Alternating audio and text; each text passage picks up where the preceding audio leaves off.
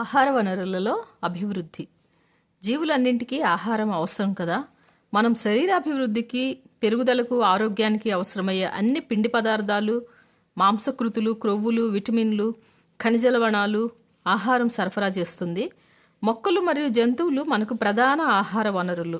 వ్యవసాయం మరియు పశుపోషణ ద్వారా మనం ఆహారాన్ని పొందుతాం కదా. వ్యవసాయం పశుపోషణ మెరుగుపరచడం ద్వారా ఉత్పత్తిని పెంచడానికి నిరంతరము ప్రయత్నాలు అనేవి జరుగుతున్నాయి. భారతదేశము అత్యధిక జనాభా కలిగిన దేశం. మన దేశం జనాభా 1 మిలియన్ కన్నా ఎక్కువ. మరియు జనాభా నిరంతరం పెరుగుతూనే ఉంది. పెరుగుతున్న ఈ జనాభాకు ఆహారంగా ప్రతి సంవత్సరము 500 మిలియన్ టన్నుల కంటే ఎక్కువ ధాన్యం మనకు అవసరం అవుతుంది. నేల సాగు విస్తీర్ణం పెంచడం ద్వారా ఈ అధిక ఉత్పత్తిని పొందవచ్చు. కానీ భారతదేశం ఇప్పటికే ఎక్కువ భూమిని వ్యవసాయానికి ఉపయోగిస్తుంది. ఫలితంగా మనం సాగులో ఉన్న భూమి విస్తీర్ణాన్ని పెంచడానికి పెద్దగా అవకాశాలు లేవు. అందువలన పంటలు, పశుపోషణలో ఉత్పత్తి సామర్థ్యాన్ని పెంచడం అనేది అవసరము. ఆహార ఉత్పత్తిని పెంచడం ద్వారా ఆహార డిమాండ్ను తీర్చడానికి ఇప్పటి వరకు చేసిన ప్రయత్నాలు చాలా వరకు విజయవంతమే అయ్యాయి. మన ఆహార ధాన్యాల ఉత్పత్తిని మెరుగుపరచడానికి హరిత విప్లవం దోహదపడింది. ఆహార ధాన్యాల ఉత్పత్తిని మెరుగుపరచడానికి హరిత విప్లవం అనేది దోహదపడింది. మెరుగైన పాల ఉత్పత్తిని పెంచడానికి మరియు సమర్థవంతంగా వినియోగించడానికి శ్వేత విప్లవం దారితీసింది. పాల ఉత్పత్తిని పెంచడానికి శ్వేత విప్లవము, ఆహార ధాన్యాల ఉత్పత్తిని మెరుగుపరచడానికి హరిత విప్లవం అనేవి దారితీశాయి. అయితే ఈ విప్లవాల వల్ల మన సహజ వనరులు మరింత తీవ్రంగా ఉపయోగించబడుతున్నాయని అర్థం. ఫలితంగా మనం సహజ వనరులను పూర్తిగా నాశనం చేసే స్థాయికి చేరే అవకాశాలు ఎక్కువగా ఉన్నాయి. అందువలన మన పర్యావరణాన్ని క్షీణింపజేయకుండా, మనం దాన్ని నిర్వహించే సమతుల్యతను భంగం కలిగించకుండా ఆహార ఉత్పత్తిని పెంచడం ద్వారా ఆహార ఉత్పత్తిని పెంచడం అనేది చాలా ముఖ్యం. అందువలన వ్యవసాయం మరియు పశుపోషణలో సుస్థిరమైన పద్ధతులు, విధానాలను పాటించాలి. అలాగే ధాన్యం ఉత్పత్తిని పెంచి గిడ్డంగుల్లో నిల్వ చేయటం వలన పోషకాహార లోపం మరియు ఆకలి సమస్యలు పరిష్కరించబడవు. ఆహారం కొనడానికి ప్రజలకు డబ్బు ఉండాలి. ఆహార భద్రత అనేది ఆహార లభ్యత, ఆహారం అందుబాటులో రెండింటిపై కూడా ఆధారపడుతుంది. ఆహార లభ్యత అనేది ఆహారం కొనడానికి ప్రజలకు డబ్బు ఉండాలి.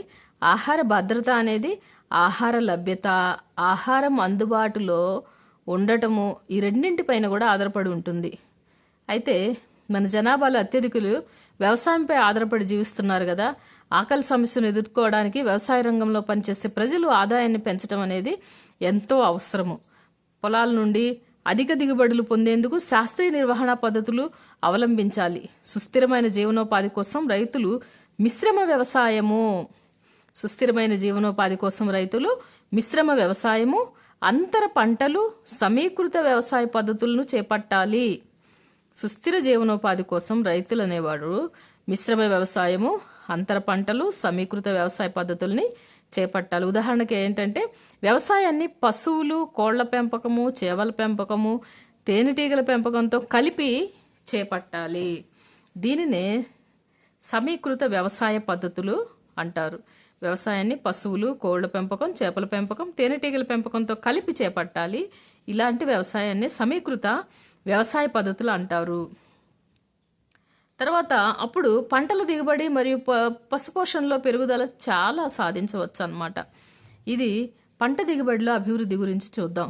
గోధుమ, వరి, మొక్కజొన్న, చిరుధాన్యాలు, జొన్నలు వంటి ధాన్యాలు మనకు శక్తినిచ్చే పిండి పదార్థాలను అందజేస్తాయి. పప్పు ధాన్యాలైన శనగ, బఠానీ, మినపప్పు, పెసరపప్పు, కందిపప్పు, ఎర్రపప్పు నుండి మాంసకృతులు అనేవి లభిస్తాయి. నూనె గింజలైన సోయాబీన్, వేరుశెనగ, నువ్వులు, ఆముదము, ఆవాలు, అవిసె గింజలు, పొద్దుతిరుగుడు మనకు అవసరమైన క్రొవ్వులను అందజేస్తాయి. కూరగాయలు, సుగంధ ద్రవ్యాలు, పండ్లు మనకు విటమిన్లు, ఖనిజ లవణాలతో పాటు కొంత మోతాదులో మాంసకృతులు అంటే ప్రోటీన్లు, పిండి పదార్థాలను, క్రొవ్వులను కొద్ది మోతాదుల్లో అందజేస్తాయి. ఈ ఆహార పంటలతో పాటు బెర్సిన్ ఓట్స్ లేదా సూడాన్ గడ్డి వంటి పశుగ్రాస పంటలను పశువుల కొరకు ఆహారంగా పెంచుతారు.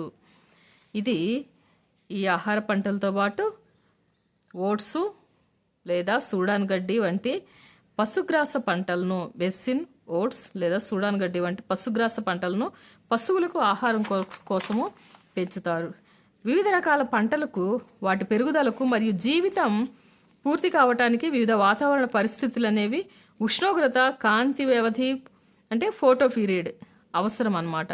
ఉష్ణోగ్రత పరిస్థితులు, ఉష్ణోగ్రత, కాంతి వ్యవధి అనేది వివిధ రకాల పంటలకు వాటి పెరుగుదలకు పంట మొత్తం పండటానికి దీన్నే జీవిత చక్రం అంటాము. దీనికి అవసరం అవుతాయి. కాంతి వ్యవధి సూర్యకాంతి లభ్యతకు సంబంధించింది. మొక్కలు పెరుగుదల మరియు పుష్పించటం సూర్యకాంతిపై ఆధారపడి ఉంటుంది. మొక్కలు పెరుగుదల మరియు పుష్పించటం అనేది మనకి సూర్యకాంతిపై ఆధారపడి ఉంటుంది. మొక్కలు కిరణజన్య సంయోక్రియ ద్వారా సూర్యరశ్మిలో ఆహారాన్ని తయారు చేస్తాయని మనకు తెలుసు కదా. కొన్ని రకాల పంటలు వర్షాకాలంలో పండుతాయి. ఇలా వర్షాకాలం అంటే జూన్ నుండి అక్టోబర్ మధ్యకాలంలో పండే పంటలను ఖరీఫ్ పంటలు అంటారు. వర్షాకాలంలో పండే పంటలు అంటే జూన్ నుండి అక్టోబర్ వరకు పండే పంటలను ఖరీఫ్ పంటలు అంటారు. శీతాకాలం అంటే నవంబర్ నుండి ఏప్రిల్ మధ్యకాలంలో పండే పంటలను రబీ పంటలు అంటారు. రబీ పంటలు వరి, సోయాబీన్, కందులు, మొక్కజొన్న, పత్తి, పెసలు, మినుములు ఖరీఫ్ పంటలు. నెక్స్ట్ గోధుమ, పప్పు ధాన్యాలు, బఠానీలు, ఆవాలు, అవిసె గింజలు అనేవి రబీ పంటలు అంటే శీతాకాల పంటలు. భారతదేశంలో 1952 నుండి 2010 వరకు కేవలం 25% మాత్రమే పెరిగిన సాగు భూమి నుండి ఆహార ధాన్యాల ఉత్పత్తి 4 రెట్లు పెరిగింది. ఈ ఉత్పత్తిలో పెరుగుదల వల్ల ఎలా జరిగింది అంటే ఈ ఉత్పత్తి పెరుగుదల అనేది 3 దశలుగా విభజించవచ్చు. మొదటిది ఏంటి అంటే ఈ పెరుగుదల నాటేందుకు విత్తనాలను ఎంపిక మొదటి దశ. రెండవది పంట మొక్కల పోషణ. మూడవది పెరుగుతున్న మరియు పండిన పంటను నష్టం కలగకుండా రక్షించటము. అందువల్ల పంట దిగుబడి అభివృద్ధి చెందడానికి అవసరమైన ప్రధాన కార్యకలాపాలనుగా వీటిని వర్గీకరించవచ్చు. మొదటిది పంట రకం అభివృద్ధి, పంట ఉత్పత్తిలో అభివృద్ధి, పంట రక్షణ, నిర్వహణ. మొదటిది పంట రకం అభివృద్ధి గురించి చూస్తే ఈ విధానం మంచి దిగుబడినిచ్చే పంట రకం ఎంపిక చేయటంపై ఆధారపడి ఉంటుంది. వ్యాధి నిరోధక ఎరువులను, ప్రతిస్పందన, నాణ్యత, అధిక దిగుబడి వంటి ఉపయోగకరమైన లక్షణాల కోసం మొక్కలను ప్రజననం చేయటం ద్వారా పంట రకాలు లేదా జాతులను ఎంచుకోవచ్చు. పంట రకాల్లో కావలసిన లక్షణాలను సంకరీకరణం ద్వారా చేర్చడం ఒక పద్ధతి. సంకరీకరణం ద్వారా కావలసిన లక్షణాలను చేర్చటం అనేది ఈ పంట రకాలకు కావలసిన లక్షణాల్లో ఒకటి అన్నమాట. సంకరీకరణం అనేది జన్యుపరంగా భిన్నంగా ఉన్న మొక్కల మధ్య జరిపే ప్రజననం అంటే క్రాసింగ్. ఈ సంకరణము రకాంతర వివిధ రకాల మధ్య అంటే జాత్యంతర. రకాంతర అంటే వివిధ రకాల మధ్య, ఇంకొకటి జాత్యంతర అంటే ఒకే జాతికి చెందిన 2 విభిన్న జాతుల మధ్య, లేదా ప్రజాత్యాంతర అంటే వివిధ రకాల ప్రజాతుల మధ్య కావచ్చు. 3 రకాల సంకరీకరణాలు ఇక్కడ మనం చూస్తాము. ఒకటి రకాంతర అంటే వివిధ రకాల మధ్య, 2 జాత్యాంతర అంటే ఒకే జాతికి చెందిన 2 విభిన్న జాతుల మధ్య, 3 ప్రజాత్యాంతర అంటే వివిధ రకాల ప్రజాతుల మధ్య కావలసిన లక్షణాలనే అందించగల జన్యువులను మొక్కల్లో ప్రవేశపెట్టడం వలన పంట మెరుగుపరచడానికి మరొక మార్గము. ఇది కావలసిన లక్షణాలు అనేవి జన్యువుల ద్వారా వివిధ రకాల ప్రజాతుల మధ్య కావలసిన లక్షణాలను అందించగల జన్యువులను మొక్కల్లో ప్రవేశపెట్టడం పంట మెరుగుపరచడానికి మార్గం అన్నమాట. దీని ఫలితంగా జన్యుపరంగా మార్పు చేయబడిన పంటలు అభివృద్ధి చేయబడ్డాయి అన్నమాట. కొత్త రకాల పంటలను అంగీకరించాలంటే వివిధ ప్రాంతాల్లో కనిపించే వివిధ పరిస్థితుల్లో అధిక దిగుబడిని ఉత్పత్తి చేసే రకం అనేది అవసరము. రైతులకు ఒక నిర్దిష్ట రకపు నాణ్యమైన విత్తనాలను అందించాల్సిన అవసరం అనేది ఉంది. అంటే విత్తనాలు ఒకే విధంగా ఉండి ఒకే రకమైన పరిస్థితుల్లో మొలకెత్తే విధంగా ఉండాలి. ఈ రైతులకు నాణ్యమైన అంటే రైతులకు నిర్దిష్ట రకపు నాణ్యమైన విత్తనాలను అందించాల్సిన అవసరం ఎందుకు అంటే నాణ్యమైన విత్తనాలు అంటే ఏంటి అంటే ఆ విత్తనాలు ఎలా ఉండాలి, ఒకే విధంగా ఉండి ఒకే రకమైన పరిస్థితుల్లో మొలకెత్తే విధంగా ఉండాలి. సాగు చేసే పద్ధతులు పంట దిగుబడి అనేది వాతావరణ, నేల నాణ్యత, నీటి లభ్యత మీద ఆధారపడి ఉంటాయి. సాగు చేసే పద్ధతి, పంట దిగుబడి అనేవి వాతావరణము, నేల నాణ్యత, నీటి లభ్యత మీద ఆధారపడి ఉంటాయి. కరువులు, వరదలు వంటివి విపత్కర పరిస్థితులు అనూహ్యమైనవి కాబట్టి విభిన్న వాతావరణ పరిస్థితుల్లో పండించగల రకాలు ఉపయోగకరంగా ఉంటాయి. అదేవిధంగా అధిక నేల లావణీయతను తట్టుకోగల రకాల అభివృద్ధి చేయబడ్డాయి. కొన్ని పంట రకాల అభివృద్ధికి దోహదపడిన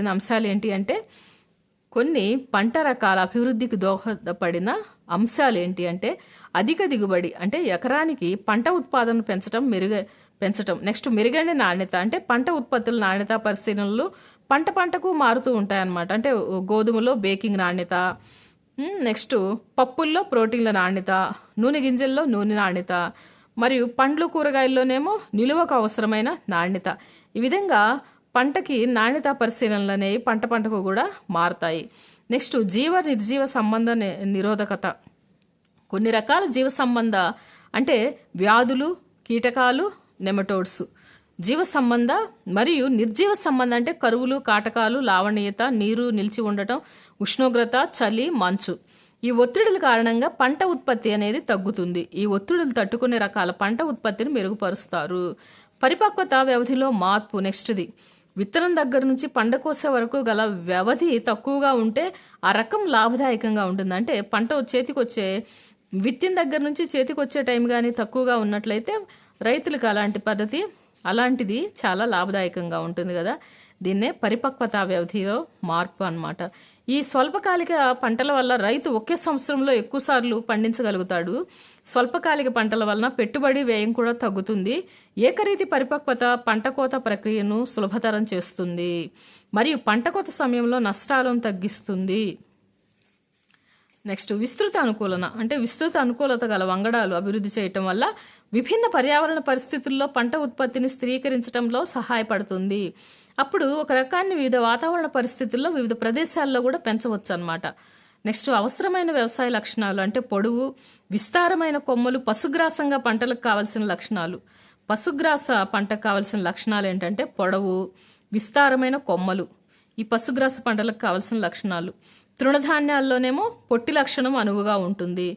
తద్వారా ఈ పంటల్లో తక్కువ పోషకాలు వినియోగించబడతాయి. ఈ విధంగా కావలసిన వ్యవసాయ సంబంధిత లక్షణాలను వృద్ధి చేయటం వల్ల అధిక ఉత్పత్తిని పొందవచ్చు. నెక్స్ట్ పంట ఉత్పత్తి నిర్వహణ. మన భారతదేశంలో ఇతర వ్యవసాయ ఆధారిత దేశాల వలె వ్యవసాయ పరిధి చిన్న పొలాల నుండి పెద్ద పొలాల వరకు ఉంటుంది. వేరే వేరే రైతులు తక్కువ వ్యవసాయ భూములు లేదా ఎక్కువ వ్యవసాయ భూములు కలిగి పెట్టుబడి, సమాచార, సాంకేతికను కలిగి ఉంటారు కదా. సంక్షిప్తంగా రైతులు వివిధ వ్యవసాయ పద్ధతులను, వ్యవసాయ సాంకేతికను చేపట్టేందుకు అనుమతించే డబ్బు లేదా ఆర్థిక పరిస్థితులు. ఏ రైతైనా సరే వ్యవసాయ పద్ధతులను కానీ వ్యవసాయ సాంకేతికను కానీ చేపట్టాలంటే మెయిన్ కావాల్సింది డబ్బు. అది వారి యొక్క ఆర్థిక పరిస్థితి మీద ఆధారపడి ఉంటుంది. అధిక పెట్టుబడి, పంట దిగుబడికి మధ్య పరస్పర సంబంధం అనేది ఉంటుంది. రైతు కొనుగోలు సామర్థ్యం, పంటకు ఉపయోగించే విధానాలు పంట ఉత్పత్తిని నిర్ణయిస్తాయి. అందువలన ఉత్పత్తి పద్ధతులు వివిధ స్థాయిల్లో ఉంటాయన్నమాట. వాటిలో ఖర్చు లేని ఉత్పత్తి, తక్కువ ఖర్చు ఉత్పత్తి మరియు ఎక్కువ ఖర్చు ఉత్పత్తి పద్ధతులు అనేవి ఉన్నాయి. నెక్స్ట్ పోషకాల నిర్వహణ. అభివృద్ధి, పెరుగుదల, శ్రేయస్సు కోసం మనకు ఆహారం అనేది ఎంతో అవసరం అని మనకు తెలుసు కదా. మొక్కల పెరుగుదలకు కూడా పోషకాలు అంతే అవసరం. గాలి, నీరు, నేల ద్వారా మొక్కలకు పోషకాలు సరఫరా చేయబడతాయి. అనేక రకాల పోషకాలు మొక్కలకు అవసరం అవుతాయి. గాలి కార్బన్, ఆక్సిజన్ సరఫరా చేస్తుంది. హైడ్రోజన్ నీటి నుంచి వస్తుంది. మరియు నేల మిగిలిన 13 పోషకాలను మొక్కలకు సరఫరా చేస్తుంది. వీటిలో కొన్ని అధిక మోతాదులో అవసరమవుతాయి కాబట్టి వాటిని స్థూల పోషకాలు అంటారు. ఇతర పోషకాలను మొక్కలు తక్కువ మొత్తంలో ఉపయోగించుకుంటాయి కాబట్టి వాటిని సూక్ష్మ పోషకాలు అంటారు. ఉదాహరణకి ఈ పోషకాల లోపం మొక్కల్లో కానీ ప్రత్యుత్పత్తి, పెరుగుదల మరియు వ్యాధులకి గురి కావటం వంటి శరీర ధర్మ ప్రక్రియలను ప్రభావితం చేస్తుంది. దిగుబడిని పెంచడం కోసం నేలలో ఈ పోషకాలను సేంద్రియ మరియు రసాయన ఎరువుల రూపంలో సరఫరా చేయటం ద్వారా నేలను సుసంపన్నం చేయవచ్చు. పోషకాలను నేలలోకి ఎరువుల ద్వారా చేర్చి నేల సారాన్ని పెంచడం ద్వారా పంటలు అధిక ఉత్పత్తి సాధించవచ్చు. నేలలో పోషకాలను ఎరువుల ద్వారా చేర్చి నేల సారాన్ని పెంచడం వల్ల పంటల అధిక ఉత్పత్తి అనేది సాధించగలుగుతారు రైతులు. నెక్స్ట్ సేంద్రియ ఎరువులు. సేంద్రియ ఎరువులు అధిక పరిమాణంలో కర్బన పదార్థాలను కలిగి ఉంటాయి మరియు నేలకు పోషకాలను కూడా స్వల్ప మొత్తంలోనే అందిస్తాయి.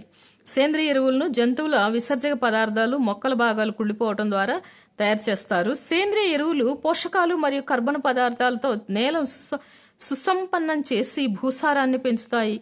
సేంద్రియ ఎరువుల్లోని కర్బన పదార్థాలు నేల స్వభావాన్ని మెరుగుపరచడంలో సహాయపడతాయి. ఈ సేంద్రియ పదార్థము నేల స్థితిగతులను పెంచుతుంది. ఇది ఇసుక నేలల్లో నీటి నిల్వ సామర్థ్యాన్ని పెంచుతుంది.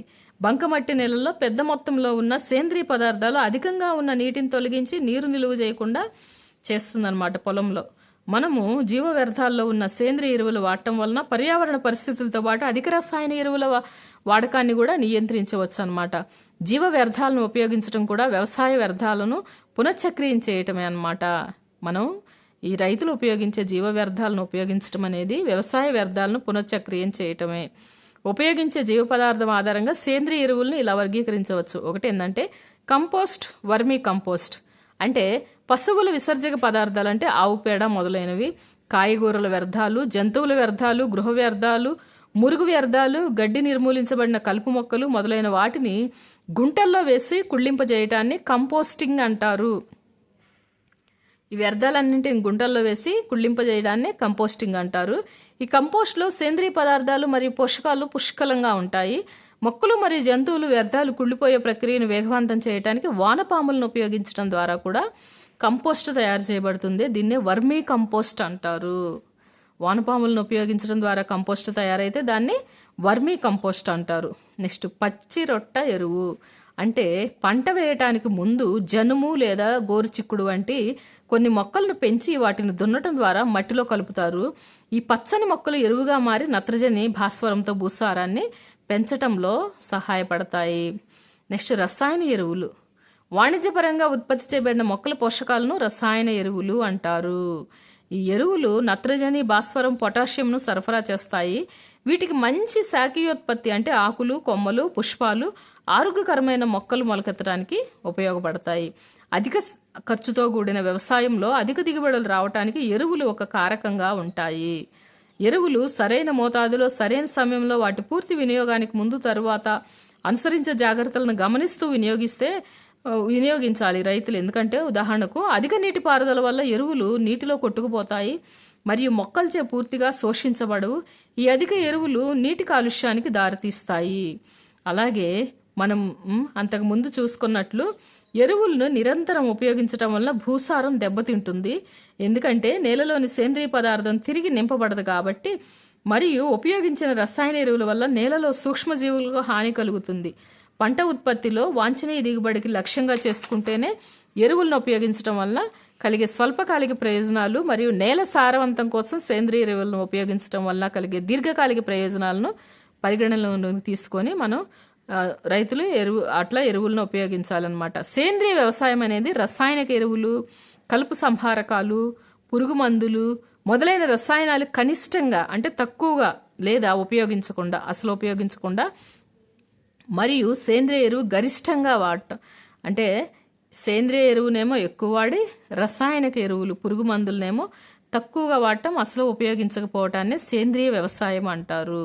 పునఃవలీకరించబడిన వ్యవసాయ వ్యర్థాలు అంటే గడ్డి, పశువుల వ్యర్థాలు, జీవ ఎరువుల తయారీలో నీలి ఆకుపచ్చ శైవులాల వర్ధనం వంటి జీవకారకాల వినియోగము, ధాన్యం నిల్వ చేయటానికి వేపాకులు లేదా పసుపు వంటి వాటిని జీవనాశకాలుగా ఉపయోగించటము, ఆరోగ్యకరమైన పంట విధానాల్లో మిశ్రమ పంటలు, అంతర పంటలు, పంట మార్పిడి వంటివి చేసి వ్యవసాయము అనేది పంట విధానాలు మొక్కలకు పోషకాలను అందించడమే కాకుండా కీటకాలు, తెగుళ్ళు, కలుపు నియంత్రణలో ప్రయోజనకరంగా కూడా ఉంటుంది. మిశ్రమ పంటలు, అంతర పంటలు, పంట మార్పిడి అనేవి చేస్తే ఈ వ్యవసాయం అనేది ఆ పంట విధానాలు మొక్కలకు పోషకాలను అందించడమే కాకుండా కీటకాలు, తెగుళ్ళు, కలుపు నియంత్రణలో ప్రయోజనకరంగా ఉంటుంది. నెక్స్ట్ నీటిపారుదల.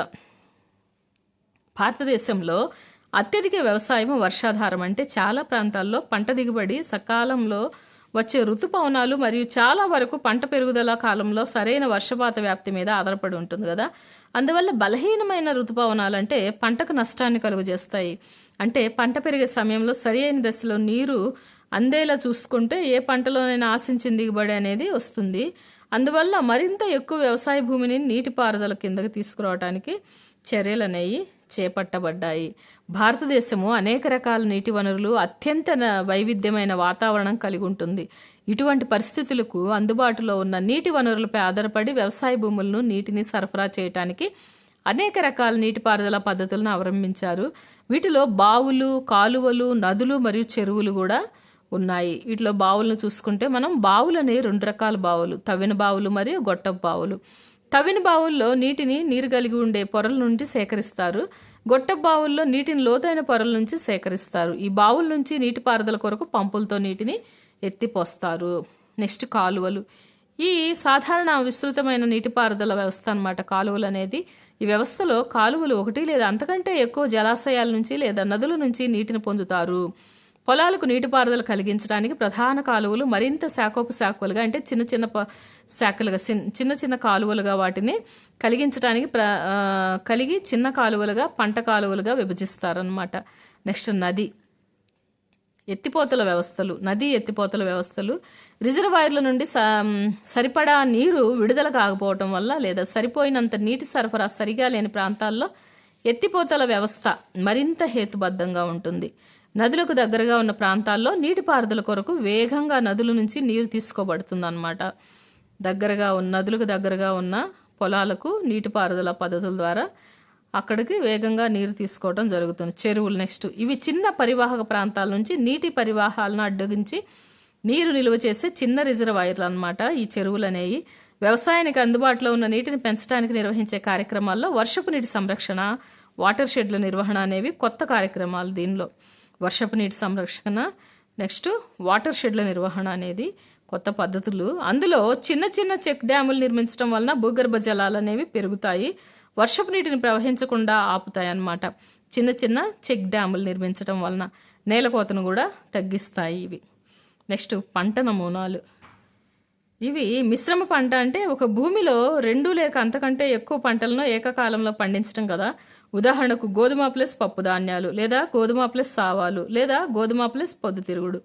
ఈ విధంగా ఇవి ఏంటంటే ప్రమాదాన్ని తగ్గిస్తాయి అంటే మరియు పంటల్లో ఒకదాని వైఫల్యం వల్ల కలిగే నష్టాన్ని తగ్గిస్తాయి.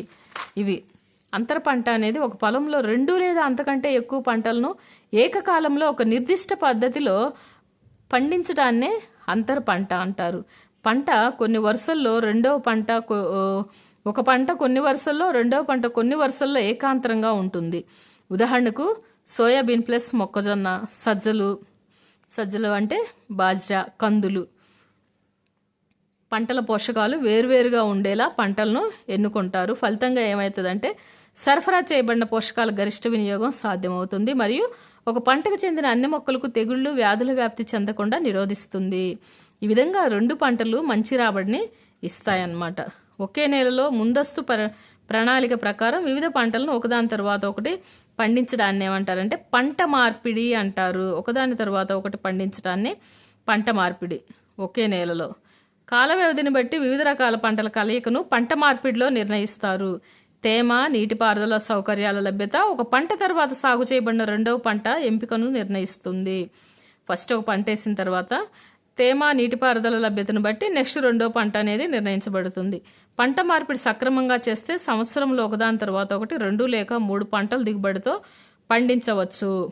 ఈ పండిన పంటని రక్షణ నిర్వహణ.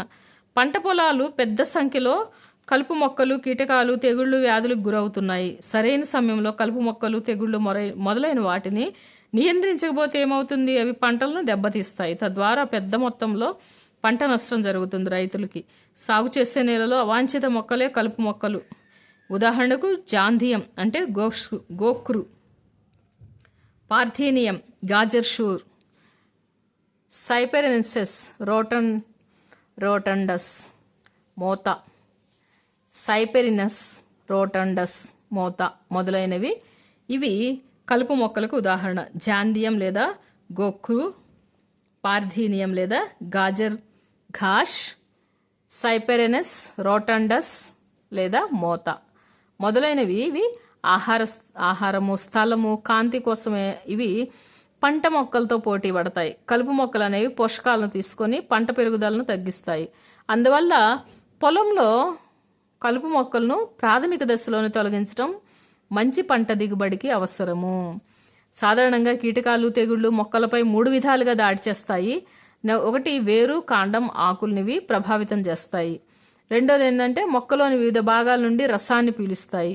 మూడోది ఏంటంటే కాండం ఫలాలను తొలగిస్తాయి. ఈ విధంగా కీటకాలు, తెగుళ్లు మొక్కలపై దాడి చేస్తాయి అన్నమాట.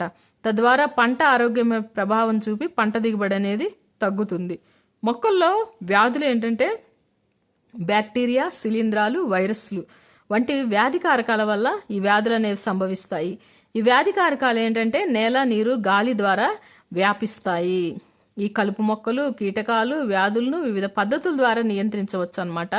కలుపు సంహారకాలు, పురుగు మందులు మరియు కీటకనాశకాలను, శిలీంద్రనాశకాలను కలిగి ఉన్న పురుగు మందుల వాడకం సాధారణంగా ఉపయోగించే పద్ధతుల్లో ఒకటి. కీటకనాశనాలను, శిలీంద్రనాశకాలను కలిగి ఉన్న పురుగు మందులను వాడటం అనేది రెగ్యులర్గా సాధారణంగా ఉపయోగించే పద్ధతుల్లో ఒక పద్ధతి.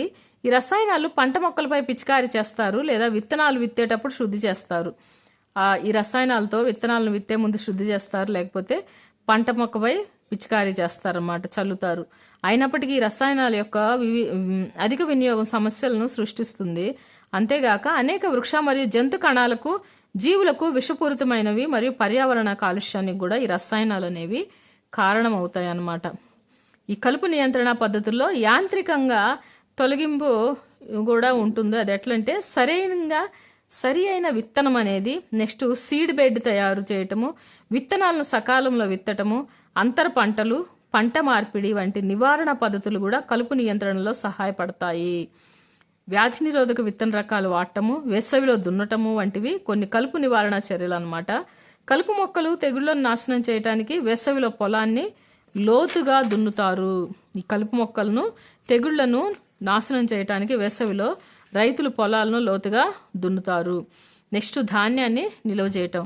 ఇవి వ్యవసాయ ఉత్పత్తుల్లో ధాన్యం నిల్వ నష్టాలు చాలా ఎక్కువగా ఉంటాయన్నమాట.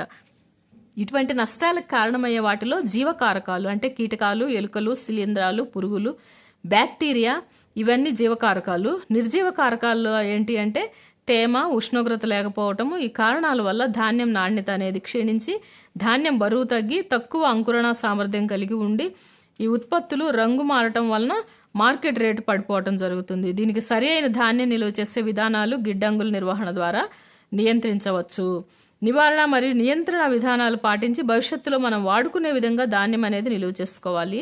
అయితే వాటిలో ఉత్పత్తులు నిల్వ చేయడానికి ముందు బాగా శుభ్రపరిచి సూర్యరశ్మిలో బాగా ఎండబెట్టి తరువాత నీడలు ఆరబెట్టి తెగుళ్లను చంపే రసాయనాలను వినియోగించి చీడ పురుగులను నశింపచేయవచ్చు అన్నమాట ఈ ధాన్యానికి మనం. తర్వాత తృణధాన్యాలు, పప్పులు మరియు నూనె గింజలను సేకరించి వాటిని పండించే కాలాల గురించి కూడా మనము చూడవచ్చు. నెక్స్ట్ పశు సంవర్ధనం అనేది శాస్త్రీయమైన పశుగణ ప్రజననము. దీనిలో పోషణ, ప్రజననము, వ్యాధి నియంత్రణ వంటి వివిధ అంశాలు ఉంటాయి. జంతు ఆధారిత వ్యవసాయంలో పశువులు, మేకలు, గొర్రెలు, కోళ్లు, చేపల పెంపకం అనేవి ఉంటాయి. జనాభా అనేది పెరుగుదల వల్ల కొద్ది జీవన ప్రమాణాలు పెరిగి పాలు, గుడ్లు, మాంసానికి కూడా గిరాకీ పెరుగుతుంది కదా. అలాగే పశుగణం వలన మానవత్వంలో వ్యవహరించవలసిన అవసరం ఉంది. మనం పశువుల పట్ల మనం మానవత్వంతో వ్యవహరించాలి. దీని గురించి పెరుగుతున్న అవగాహన పశువుల పెంపకంలో కొత్త పరిమితులను తీసుకురావచ్చింది. కాబట్టి పశుగణాభివృద్ధి కూడా మెరుగుపడాలి. నెక్స్ట్ పశువుల పెంపకంని చూద్దాం. పశువులు పెంపకం అనేది 2 ప్రయోజనాల కోసం జరుగుతుంది. ఒకటి పాలు, 2 వ్యవసాయము.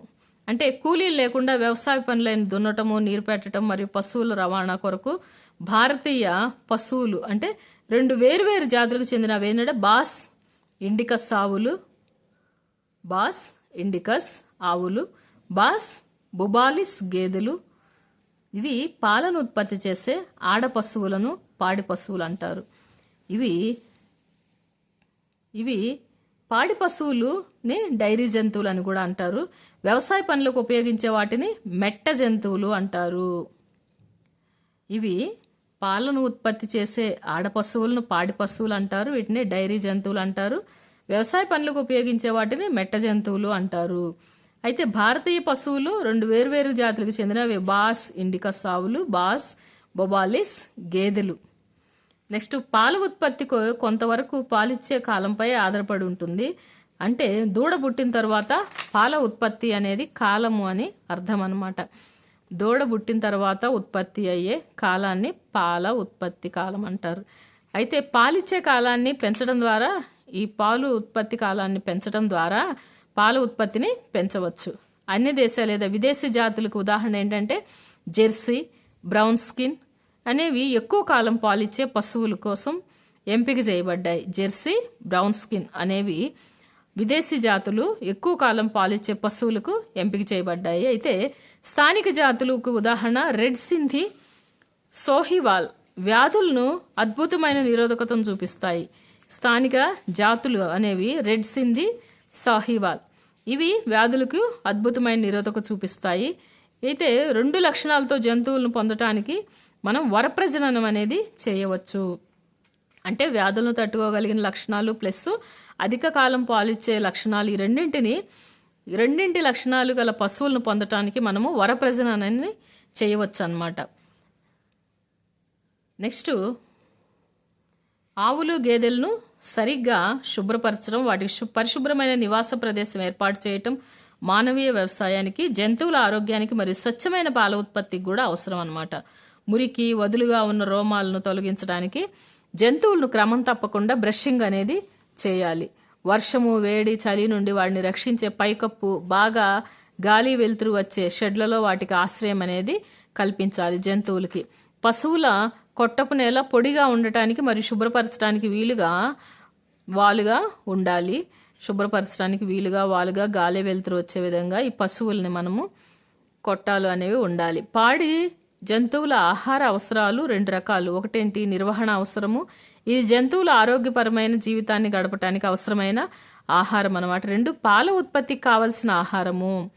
ఈ పాడి జంతువుల ఆహార అవసరాలు అనేవి 2 రకాలు. ఒకటి, అవి జంతువుల ఆరోగ్యకరమైన జీవితాన్ని గడపటానికి ఒక రకము. 2, పాల ఉత్పత్తికి కావలసిన ఆహారం. అంటే ఇది పశువులు పాలు ఇచ్చే కాలంలో పాల ఉత్పత్తికి అందించే ఆహారం అన్నమాట. పశుగ్రాసంలో ఉండే పదార్థాలు ఏంటి? రఫేజస్, అంటే ఎక్కువగా పీచు పదార్థాలు ఉండేవి. గాఢత కలిగి ఉండే పదార్థాలు, వీటిలో పీచు పదార్థాలు తక్కువగా ఉంటాయి. సాపేక్షంగా అధిక స్థాయిలో ప్రోటీన్లు, ఇతర పోషకాలు ఉంటాయి. పశువులకు అన్ని పోషకాలను తగిన నిష్పత్తిలో ఉన్న సమీకృత ఆహార పదార్థాలు అనేవి అవసరము. ఇటువంటి పోషక పదార్థాలతో పాటు సూక్ష్మజీవులను కలిగి ఉన్న ప్రత్యేకమైన దాణ పాడి పశువుల ఆరోగ్యం మరియు పాల ఉత్పత్తిని ప్రోత్సహిస్తుంది. ఈ సూక్ష్మ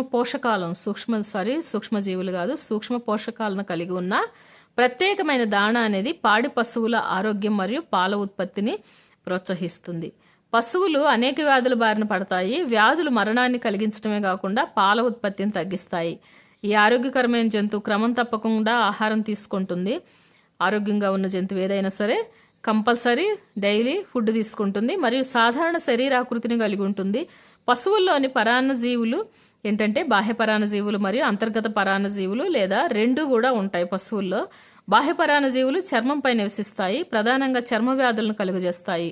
పురుగులు వంటి అంతర్పరాన్నజీవులేమో జీర్ణాశయం మరియు ప్రేవులను ప్రభావితం చేస్తాయి. అయితే ఫ్లూక్స్ కాలేయాన్ని దెబ్బతీస్తాయి. బ్యాక్టీరియా, వైరస్ల వలన అంటువ్యాధులు కూడా కలుగుతాయి జంతువుల్లో. అయితే వైరస్లు, బ్యాక్టీరియాల వలన కలిగే వ్యాధులకు వ్యతిరేకంగా వ్యవసాయ జంతువులకు టీకాలు కూడా ఇవ్వబడతాయి. నెక్స్ట్, కోళ్ల పెంపకము.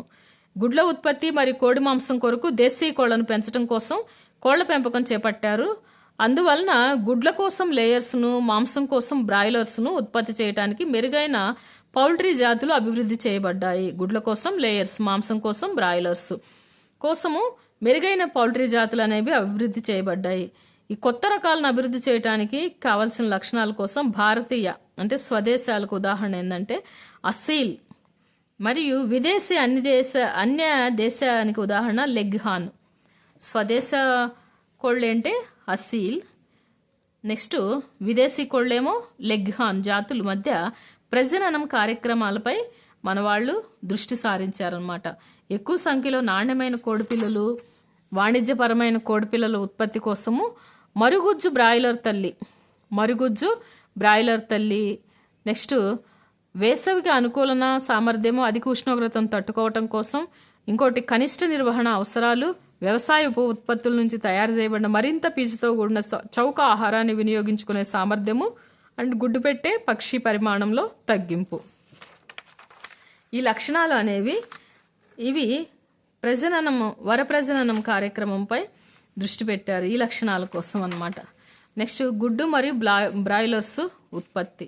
మంచి పెరుగుదల రేటు, మేతను సమర్థవంతంగా తీసుకోవటం కోసం బ్రాయిలర్ కోళ్లకు విటమిన్లు అధికంగా ఉన్న అనుబంధ ఆహారాన్ని అందిస్తారనమాట. కోళ్లలో మరణాల రేటు తగ్గించడానికి, ఈకలు బలంగా ఉండటానికి, నాణ్యమైన మాంసం కోసం జాగ్రత్తలు తీసుకుంటున్నారు.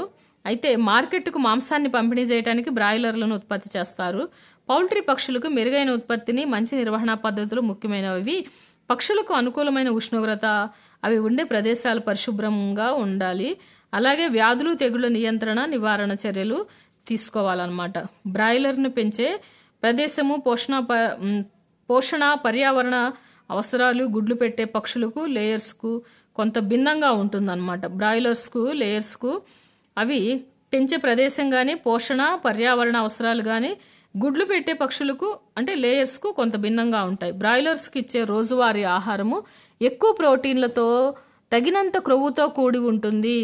ఈ బ్రాయిలర్స్కి ఇచ్చే ఫుడ్ ఎక్కువ ప్రోటీన్లు ఉండాలి, తగినంత క్రొవ్వు కూడా ఉండాలి.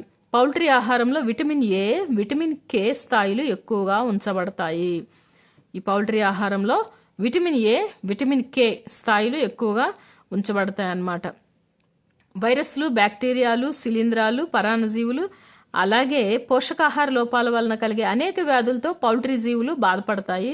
వీటికి సరైన శుభ్రత, పారిశుద్ధ్యం మరియు నిర్ణీత వ్యవధిలో క్రిమిసంహారక మందులను పిచికారీ చేయాలి.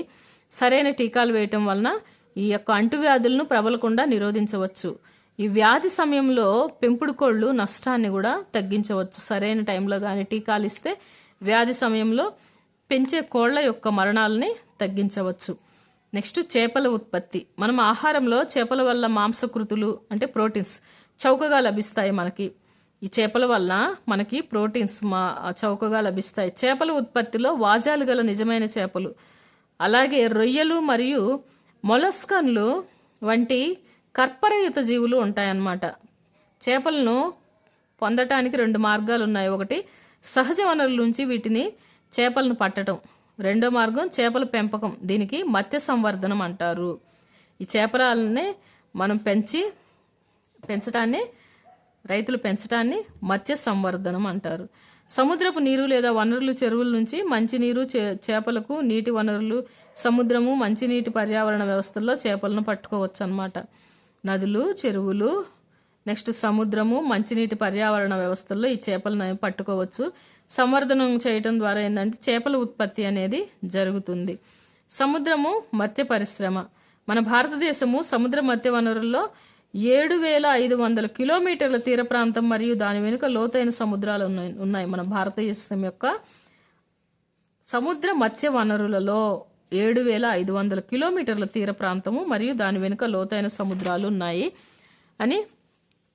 ప్రసిద్ధ సముద్ర చేప రకాలు ఏంటంటే పాంప్రెట్టు, మ్యాకరల్, ట్యూనా, సార్డినెస్, బాంబే డక్, సముద్రపు చేపలు. నెక్స్ట్ ఫిషింగ్ బోట్ల నుంచి చాలా రకాల చేపలు పట్టే వలలను ఉపయోగించి వీటిని పట్టుకుంటారనమాట. ఉపగ్రహాలు, ఎకో సౌండ్లను ఉపయోగించి కూడా బహిరంగ సముద్రంలో చేపలను పెద్ద సముదాయంను గుర్తించడం ద్వారా అధిక మొత్తంలో దిగుబడి అనేది పెరుగుతుంది. నెక్స్ట్ అధిక ఆర్థిక ప్రాముఖ్యత గల కొన్ని సముద్ర చేపలు కూడా సముద్రపు నీటిలో పెంచుతారు. వీటిలో మిల్లెట్లు, భెట్కి మరియు పెర్ల్ స్పాట్స్ వంటి వాజ చేపలు, రొయ్యలు, మస్సెల్స్ మరియు ఆల్చిప్పలు, అలాగే సీవీడ్స్ వంటి కర్పర చేపలు, అలాగే సముద్రపు నాచు కూడా ఉన్నాయి. ముత్యాల కోసం ఆల్చిప్పలు కూడా పెంచుతారు.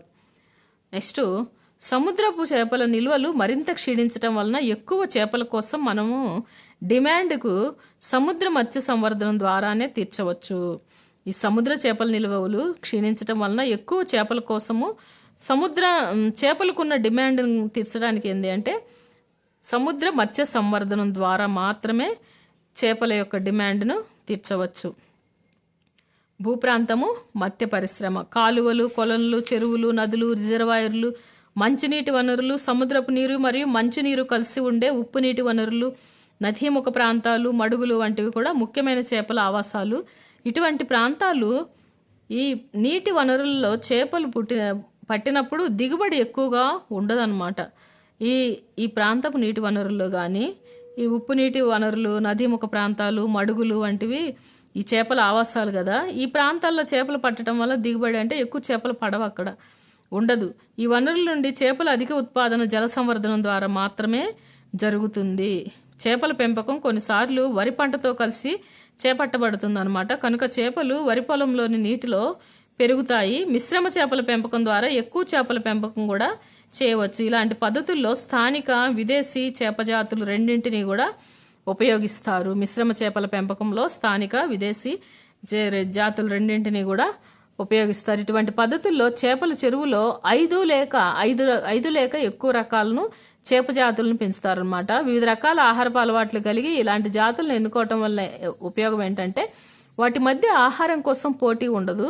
ఫలితంగా చెరువుల్లో అన్ని ప్రాంతాల్లో ఉన్న ఆహారాన్ని అన్ని చేపలు కూడా వినియోగించుకుంటాయి అన్నమాట. వివిధ రకాలైన చేపలు ఉపరితలాన ఆహారాన్ని తీసుకునే కట్ల, మధ్య ప్రాంతంలో ఆహారాన్ని తీసుకునే రోహు, చెరువు అడుగు భాగంలో ఆహారాన్ని సేకరించే మృగాల్, కామన్ కార్ప్ మరియు కలుపు మొక్కలపై ఆధారపడే గ్రాస్ కార్ప్ చేపలు ఈ జాతులన్నింటినీ కలిపి చెరువులోని ఆహారాన్ని ఒకదానితో ఒకటి పోటీ పడకుండా తింటాయన్నమాట. వీటిలన్నింటినీ కలిపి మిశ్రమ చేపల పెంపకం అనేది చేపడతారు.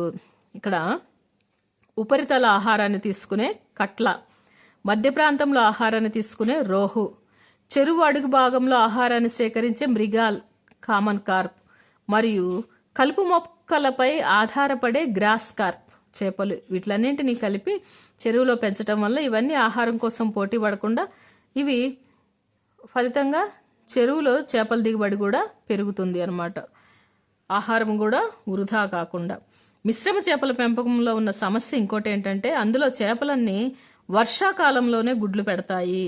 వన్య వనరుల నుంచి చేపలు విత్తనాలను సేకరించినా కూడా అవి ఇతర జాతి చేపల విత్తనాలతో కలిసి ఉంటాయి కదా. కావున చేపల పెంపకంలో ప్రధాన సమస్య ఏంటంటే మంచి నాణ్యత గల విత్తనాలు అందుబాటులో లేకపోవటము. ఇవి చేపల పెంపకంలో ప్రధాన సమస్య, మంచి నాణ్యత గల విత్తనాలు అందుబాటులో లేకపోవటం. ఈ సమస్యను అధిగమించడానికి హార్మోన్ల ప్రేరణను ఉపయోగించి చేపలను పెంచడానికి మార్గాలు ఇప్పుడు కనుగొనబడుతున్నాయి అన్నమాట. దీనివల్ల కావలసిన పరిమాణంలో స్వచ్ఛమైన చేప విత్తనాలు సరఫరా జరుగుతుంది. నెక్స్ట్ తేనెటీగల పెంపకము.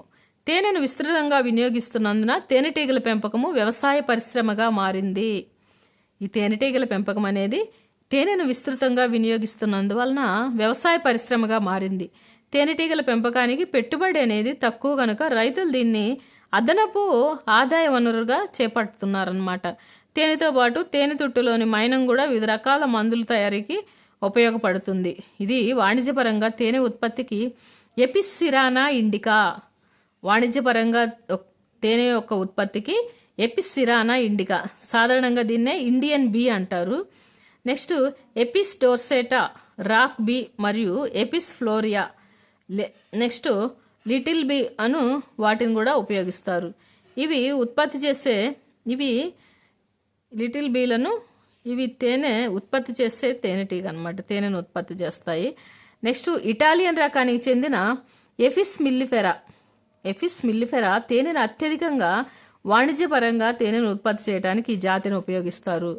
ఇటాలియన్ రకానికి చెందిన ఎఫిస్ మిల్లిఫెరా తేనెను అత్యధికంగా వాణిజ్యపరంగా తేనెను ఉత్పత్తి చేయడానికి ఉపయోగిస్తారు. నెక్స్ట్ ఇటాలియన్ తేనెటీగలు తేనెను అధికంగా సేకరించే సామర్థ్యాన్ని కలిగి ఉంటాయి. ఇవి తక్కువగా కుడతాయి. ఇవి చాలా ఎక్కువ కాలం వాటి తేనె తుట్టులోనే ఉంటూ అధికంగా ప్రత్యుత్పత్తిని జరుపుకుంటాయి.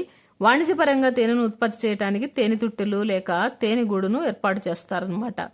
తేనె యొక్క విలువ లేదా నాణ్యత దాని రుచి, అందుబాటులో ఉండే పచ్చిక బయళ్ళు,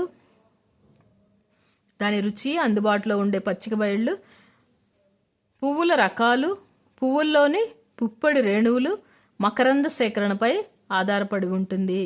తేనె యొక్క విలువ లేదా నాణ్యత అనేది దాని రుచి, అందుబాటులో ఉండే పచ్చిక బయళ్ళు, పువ్వుల రకాలు, పువ్వుల్లోని పుప్పొడి రేణువులు, మకరంద సేకరణపై కూడా ఆధారపడి ఉంటుంది.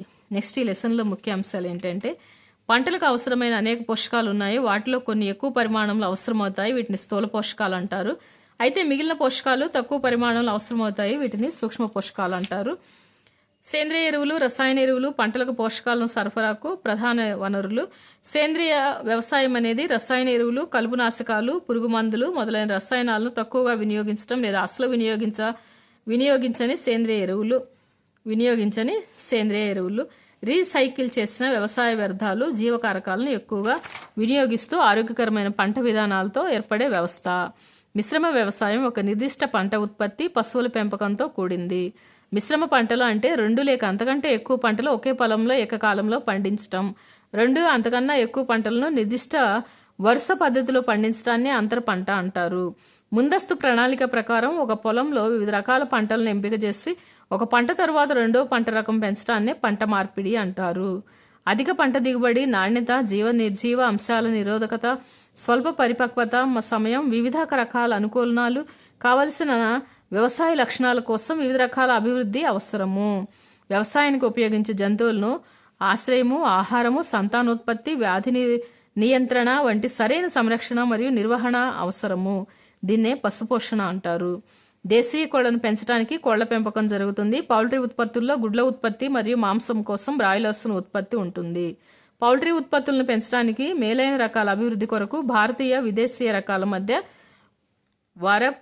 పరప్రజననం జరుగుతుంది. నెక్స్ట్, చేపలను సముద్రము మరియు మంచినీటి నుంచి పొందవచ్చు. చేపల ఉత్పత్తి పెంచడానికి వీటిని మంచినీటి, సముద్ర ఆవరణ వ్యవస్థల్లో పెంచుతారు. ఉపగ్రహ ప్రతిధ్వని సంకేతాలను అనుసరించి చేపలు పట్టే వలలు ఉపయోగించి సముద్ర చేపలను పడతారు.